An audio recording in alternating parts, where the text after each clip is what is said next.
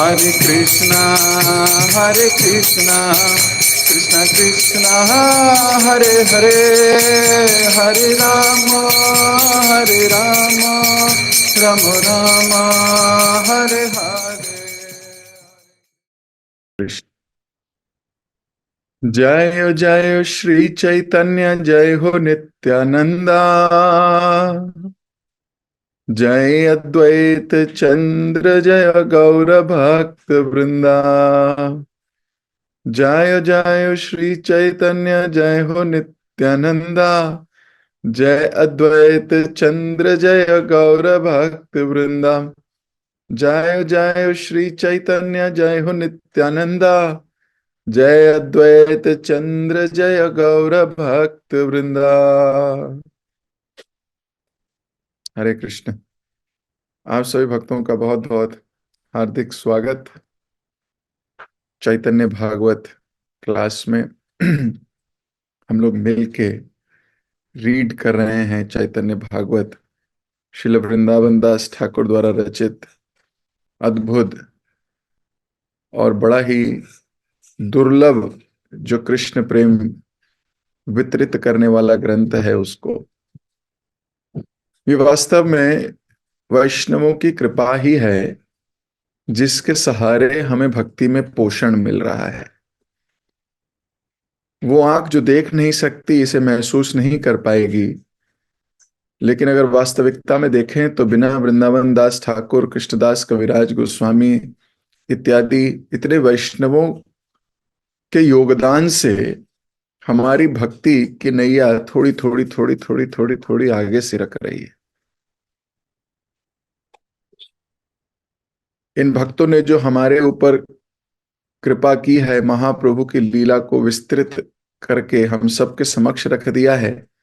जो उन्होंने देखा है, जो उन्होंने जिया है, जो उन्होंने समझा है, जो उन्होंने फील किया है, जो उन्होंने अनुभव किया है, उन सब को लिपिबद्ध करके आगे आने वाली हजारों जनरेशंस के लिए उन्होंने यह वरदान दे दिया। कुछ सौभाग्यशाली लोग इन महान ग्रंथों को उठाकर इनका संग लाभ ले रहे हैं, पोषित हो रहे हैं, नरिशमेंट मिल रहा है। कई बार भक्त पूछते हैं, प्रभु जी हमें याद नहीं रहता, हम पढ़ते तो बहुत हैं लेकिन हमें याद नहीं रहता ये कौन थे, किसकी लीला थी, क्या हुआ था इत्यादि। तो अगर आपसे पूछा जाए कल आपने नाश्ते में क्या खाया, तो शायद आपको याद हो, और अगर मैं पूछूं 4 महीने पहले क्या खाया था, तो आपको कोई याद नहीं। लेकिन इतना जरूर पता है कि उससे पोषण मिला, जो भी खाया होगा उससे नरिशमेंट मिली होगी और मैं जीवित हूं। सिमिलरली, भले याद ना रहे लेकिन आपको उस दिन का पोषण मिल गया। You are getting nourished. ये नरिशमेंट ज्यादा जरूरी है। हर रोज भक्ति में टिके रहने के लिए, आगे बढ़ने के लिए जो हमें बल मिलता है वो श्रवण, पठन, कीर्तन इत्यादि से मिलता है। तो ये हमारी रोज की खुराक है, रोज की खुराक है। तो वृंदावन दास ठाकुर जैसे वैष्णवों ने ये ऐसी खुराक बना दी जो जन्म जन्मांतर तक चलती रहेगी। महाप्रभु की लीला को हम सब भक्तों के समक्ष प्रकट कर दिया। बहुत आभारी हैं हम उनके। फिर श्रील प्रभुपाद जी की कृपा से ये खजाना हमें मिला। श्रील प्रभुपाद जी की कृपा नहीं होती तो ये जो अत्यंत दुर्लभ चीजें हैं ये हम जैसों तक कैसे पहुंचती। प्रभुपाद के शिष्यों ने, प्रभुपाद जी ने इतनी मेहनत करके इसको हिंदी में रूपांतरित किया, हिंदी में लिखा इन ग्रंथों को, और फिर प्रकाशित किया, नहीं तो ये बंगाली में या संस्कृत में रह के रह गए होते। तो प्रभुपाद जी की कृपा है कि हिंदी भाषी लोगों को भी समझ में कैसे आएगी, तो let's convert it into Hindi. नहीं तो अगर हमारे हाथ में वृंदावन दास ठाकुर की बांग्ला में लिखी वो किताब आ भी जाती तो हम उसका क्या पोषण ले पाते ज्यादा। ये प्रभुपाद जी की करुणा है कि उसी भाषा में रूपांतरित कर दीजिए जिस भाषा में भक्तों को समझ में आए। आज प्रभुपाद जी की कृपा से भगवत गीता, श्रीमद् भागवतम जैसे ग्रंथ 70 से अधिक भाषाओं में छप चुके हैं, बट चुके हैं। परम पूजनीय गुरुदेव गोपाल कृष्ण गोस्वामी महाराज जी की असीम कृपा से ये जगह जगह बट भी रहे हैं।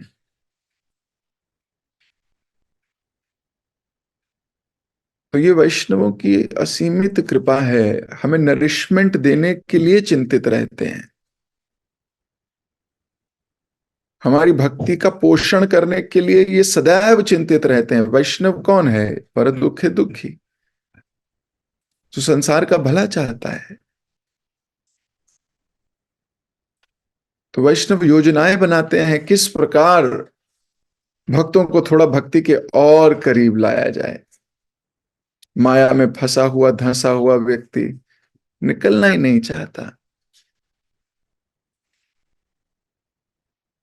लेकिन फिर भी भक्त चतुराई से येन केन प्रकारेण कृष्ण की कृपा उनकी झोली में डाल देते हैं लाके।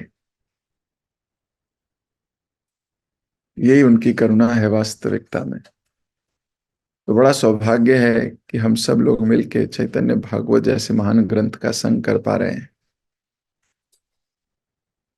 पिछली क्लास में हमने पढ़ा था कि किस प्रकार हरिदास ठाकुर अपनी जीवन लीला से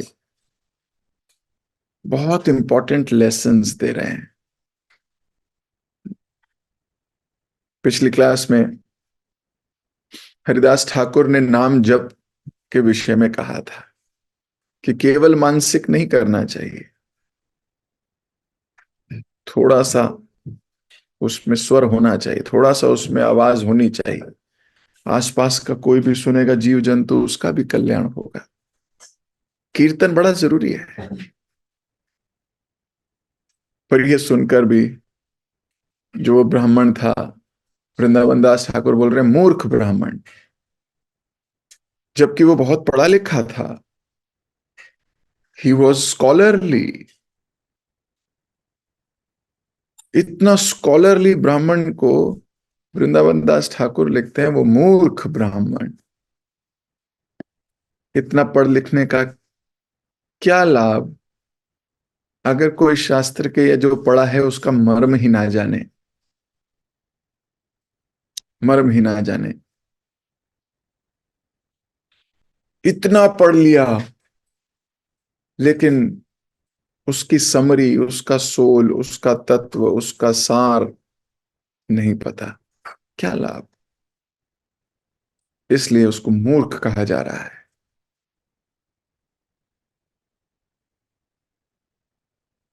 और वो इतना सुन के और क्रोधित हो गया। ये जो ईर्ष्यालु लोग हैं या घमंडी लोग हैं, जिनको अपने ज्ञान पर घमंड है, जब उनको ज्ञान दिया जाता है तो वो और चौड़े हो जाते हैं, वो और क्रोधित हो जाते हैं, बोले तू सिखाएगा मुझे।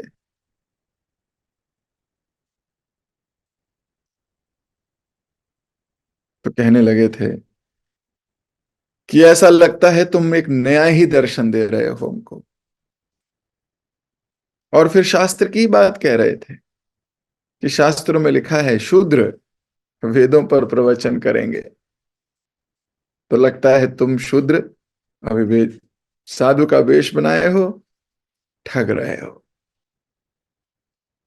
एक साधु पर, एक संत पर भी ऐसे आरोप लगते हैं। वृंदावन दास ठाकुर पे आरोप लगा।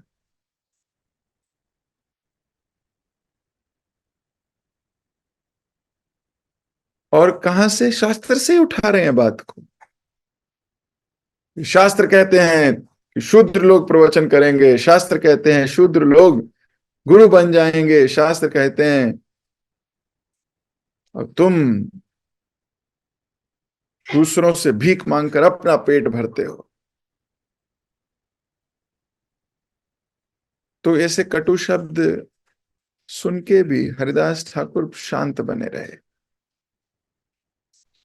ये एक भक्त की क्वालिटी है। वो शांत बनने की एक्टिंग नहीं करता, वो सच्ची में शांत होता है। अगर आपके ऊपर कोई आरोप लगाया जाए, प्रतिरोप किया जाए, कुछ कटु शब्द कहे जाएं, आप आग बबूला हो जाते हैं। नॉर्मल इंसान आग बबूला ही होगा, पर संत नहीं होगा। ध्यान रखिए, संत क्षत्रिय नहीं है।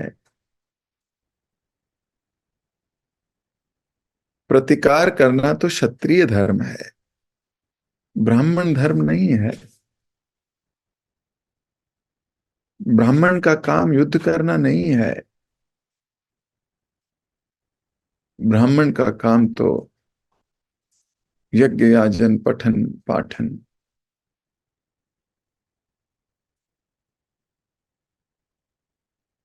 तो हरिदास ठाकुर बिल्कुल क्षत्रिय स्पिरिट में नहीं है,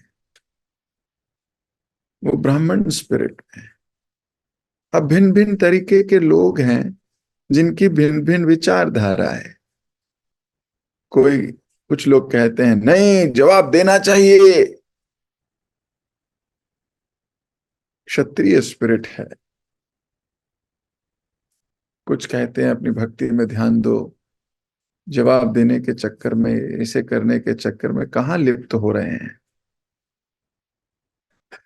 हरिदास ठाकुर उस सभा से उठे और हरिनाम जप करते हुए सभा से चले गए।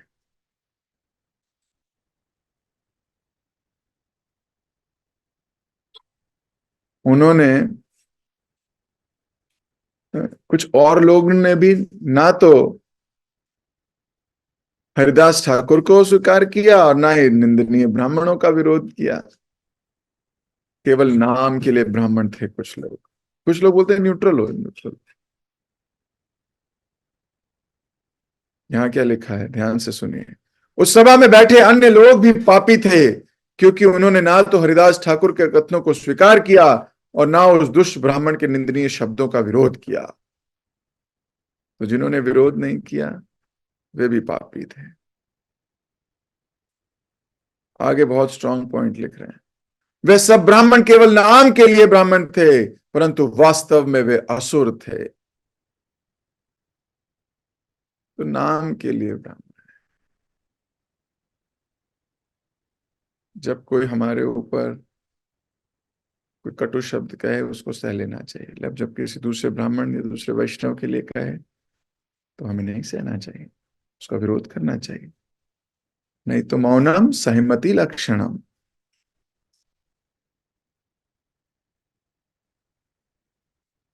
और नहीं तो उस अपराध का फिर फल मिलता है। कलयुग में असुरों ने धर्मपरायण लोगों को तंग करने के लिए ब्राह्मणों के परिवार में जन्म लिया है। पद्म पुराण में कहा गया है, ऐसे ब्राह्मण जो भगवान के भक्त नहीं हैं, ना तो उनका सम्मान करना चाहिए और ना ही उनका स्पर्श करना चाहिए। यानी कि उनका सम्मान भी नहीं करना है। स्पर्श, स्पर्श करने का अर्थ है कि उनका संग ही नहीं करना है। संग तो तब करोगे ना जब साथ रहोगे, तो भी तो छुओगे। साथ भी नहीं रहना है, मतलब दूर रहना है उनसे। फिर कुछ अधपके लोग कहेंगे, नहीं नहीं नहीं, शास्त्र में लिखा है, देखो मैं तो बहुत विद्वान हूं, हमने पढ़ा है समदर्शन, सबके साथ एक जैसा व्यवहार होना चाहिए भाई, सबके साथ। अरे, वो महाभागवत के लिए लिखा है। हम आर्टिफिशियल महाभागवत कैसे बन जाएंगे? क्या तुमको हर एक में कृष्ण दिखते हैं अभी? जब अपने ऊपर पड़ती है तब उसको समदर्शिना हट जाता है, लेकिन जब दूसरों के ऊपर पड़ती है तब उसे समदर्शिना याद आता है। कूट है, क्या बोलते हैं, कट, हाँ, क्रुकेडनेस, डुप्लिसिटी। जब अपने परिवार पे किसी को हाथ लगाएगा तो एकदम आग बबूला हो जाएगा, और दूसरे के कुछ हो रहा होगा तो बोलेगा नहीं ऐसा नहीं करना चाहिए, क्षमा कर देना चाहिए, सेटल रहना चाहिए, विद्वान होना चाहिए, सब में एक जैसा फेयरनेस होनी चाहिए, सबको क्षमाशील होना चाहिए। जब अपने ऊपर आती है तो एकदम डुप्लिसिट बिहेवियर हो जाता है। हमारे शास्त्रों में लिखा है, शास्त्र कंफ्यूज कर सकते हैं व्यक्ति को अगर उसके जीवन में कोई मार्गदर्शक नहीं है। शास्त्रों में दोनों तरफ की बातें लिखी गई हैं। व्यक्ति अपनी मूड को देखता हुआ वो बातों को ट्विस्ट कर लेता है, लेकिन जो गाइडेंस में होता है वो वास्तविकता से देख सकता है। भगवान ने गीता में कहा, शास्त्रों की कोई वोकल बातों में फंस मत जाना अर्जुन, क्योंकि अर्जुन दया करने की बात कर रहा था। दया भी शास्त्र में लिखी है, हमें दया करनी चाहिए, लेकिन किस वक्त दया करनी चाहिए, किस वक्त दया नहीं करनी चाहिए, ये बिना गाइडेंस के पता नहीं लगेगा।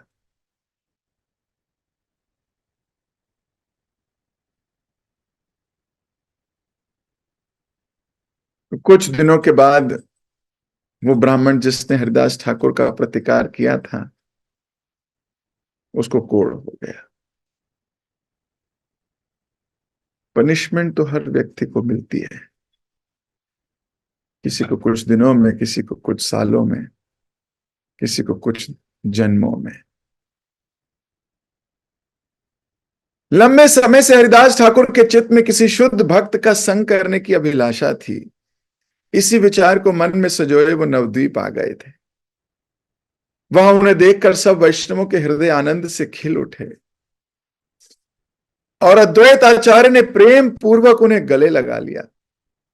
उसी समय अपने सच्चे स्वरूप को उजागर करने के लिए श्री गौर सुंदर ने गया की यात्रा का निश्चय किया। अपने दिवंगत पिता को श्राद्ध तर्पण करने के पश्चात उन्होंने अपनी माता की अनुमति ली और अपने शिष्यों के साथ निकल पड़े। अब यहां से महाप्रभु की एक अलग जर्नी शुरू होती है। यहां से अब महाप्रभु के भक्त होने के लक्षण प्रकट होने लगेंगे। महाप्रभु अपने जीवन को एक नई दिशा देंगे। अब अभी गया के लिए निकले हैं। मार्ग में निमाई पंडित अनेकों अनेक नगरों और गांवों से गुजरे। उस दौरान उन्होंने कभी विनोद में तो कभी गंभीर भाव में अपने छात्रों के साथ आध्यात्मिक विचारों पर शास्त्र चर्चा की। श्री विश्वंभर मंदार पर्वत पर स्थित भगवान मधुसूदन के मंदिर में भी गए। यात्रा के दौरान एक दिन महाप्रभु ने ऐसा दिखाया मानो उन्हें किसी साधारण व्यक्ति के समान तीव्र ज्वर हो गया हो, बुखार हो गया हो। चिंतित हो उनके छात्रों ने अनेक उपचार किए, परंतु किसी का कोई लाभ नहीं। अंत में महाप्रभु ने स्वयं अपना उपचार बताया। किसी शुद्ध ब्राह्मण के चरण कमलों को धोया हुआ जल पीना ही समस्त पीड़ाओं का उपचार है। महाप्रभु कह रहे हैं, किसी शुद्ध वैष्णव के चरण पखारे हो, वो जो जल मिला हो वो अगर पी लो तो सारे पीड़ाओं का उपचार है। सब छात्र दौड़े दौड़े गए। कुछ ही समय में एक ब्राह्मण का चरणोदक ले आए। जैसे ही निमाई ने वो जल पिया, उनका ज्वर तुरंत उतर गया और वे पूरी तरह स्वस्थ हो गए।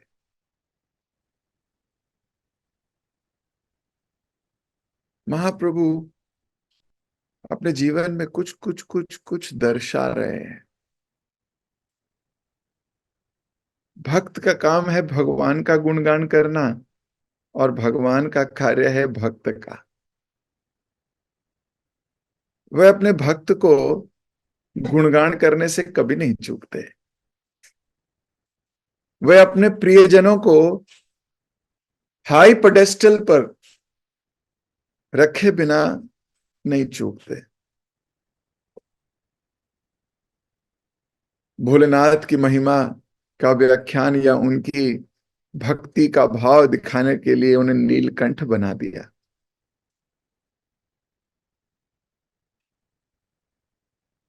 अमरीश महाराज, बलि महाराज, नारद जी, अर्जुन, सबका गुणगान करवा दिया।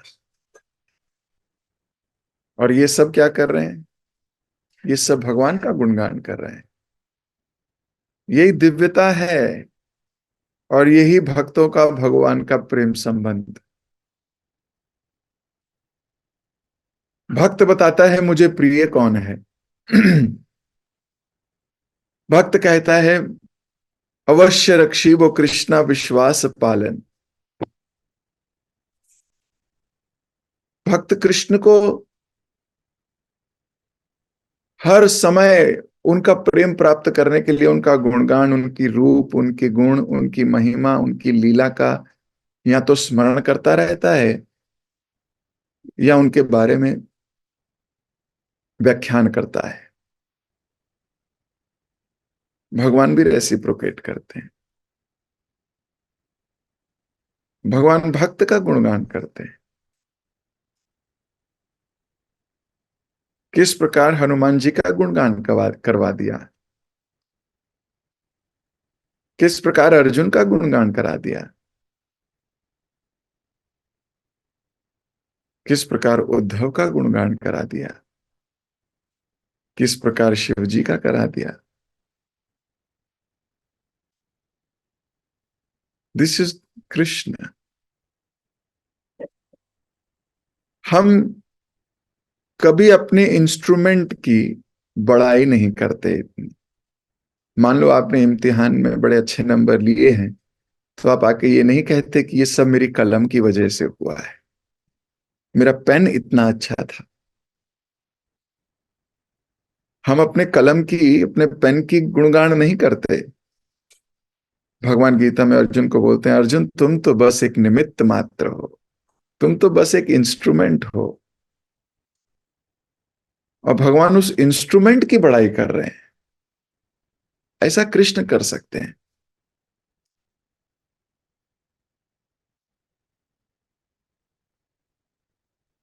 ये भगवान की भगवत्ता है।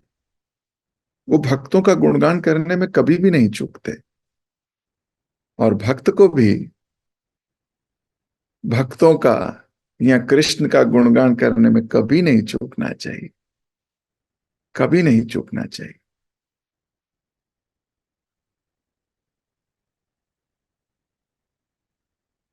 ऐसा कहा गया है भक्त के दो पात्र होने चाहिए।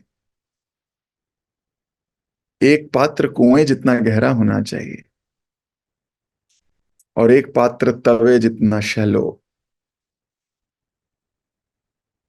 जब कोई आपकी बुराई करे, निंदा करे, या आप कभी किसी भक्त की गलती देखो, तो उसको कुएं के पात्र में डालना चाहिए, कभी बाहर ना आ सके। और जब आप उसकी अच्छाई देखो तो तवे जैसी होनी चाहिए, तुरंत छलकनी चाहिए बाहर, तुरंत छलकनी चाहिए। कुछ अच्छा तुरंत व्याख्यान करना चाहिए, कुछ बुरा गड्ढे में।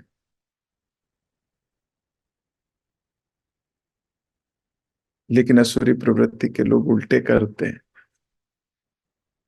अच्छाई तो वो देखते नहीं, बुराई छलकाते रहते हैं। ये शास्त्र हमें सीधा करने के लिए बने हैं, सरल हृदय करने के लिए बने हैं। बिना सरल हृदय हुए हम कृष्ण का वास्तविक गुणगान नहीं कर सकते। बिना हृदय में सरलता लिए हम कृष्ण को स्वीकार नहीं कर पाएंगे। महाप्रभु ब्राह्मणों की श्रेष्ठता बताने के लिए लीला रच रहे हैं। मेरे भक्त कितने प्रिय हैं मुझे, उनके पैरों का जल पीऊंगा तब ठीक हो जाऊंगा। सोचिए, किसी का चरणोदक पीना किसी नॉर्मल आदमी के लिए बहुत बड़ी बात है, भगवान के लिए तो कहना ही क्या।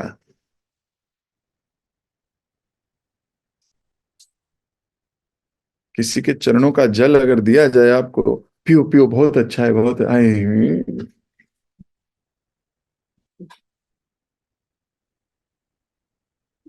सोचिए भगवान पी रहे हैं, भगवान पी रहे हैं। कॉन्शियसनेस देखिए। हम तो कई बार राधा कुंड, श्याम कुंड या कई ऐसे तीर्थों पर जाते हैं तो सबसे पहले भौतिक आंख से उनको देखते हैं और देखते हैं थोड़ी सी काई जमी हुई है, थोड़ा उफान आ रहा है, झाग बनी हुई है, कैसे इसको पिए, जबकि वो राधा रानी का दिव्य स्वरूप है। फिर भी भौतिकता आ जाती है। आत्मा की आंख से तो देख ही नहीं सकते क्योंकि उसके आगे तो आवरण आ गया इस भौतिक आंख का। भौतिक आंख देख के बोलती है तू नहीं, तू नहीं, इनको कर लेने दे जो ये कर रहे हैं।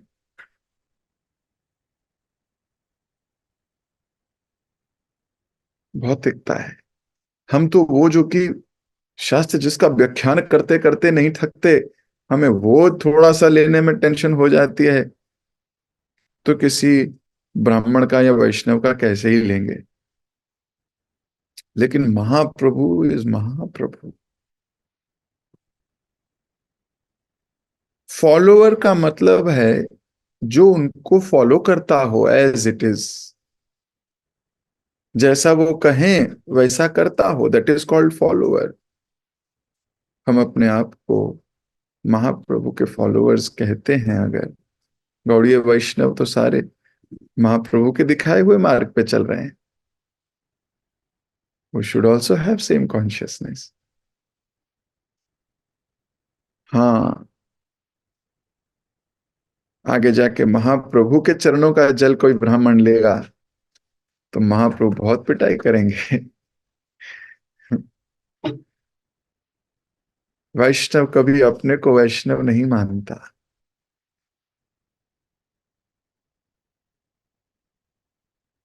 This is the crux. वो अपने आप को बड़ा नीच मानता है, गिरा हुआ मानता है, पतित। कांदिया कांदिया कहे आमी तो पतित,